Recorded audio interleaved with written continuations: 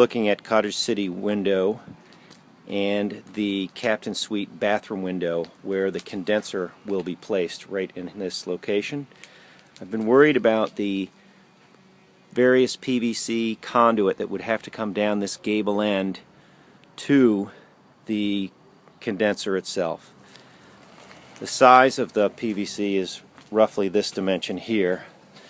As you can see, it fills this space dramatically. I wanted to put the unit in this space, but we need to run two of them, so they're going to be too wide and bulky in this area.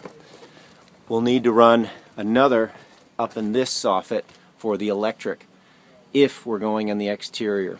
The concept has changed to inside.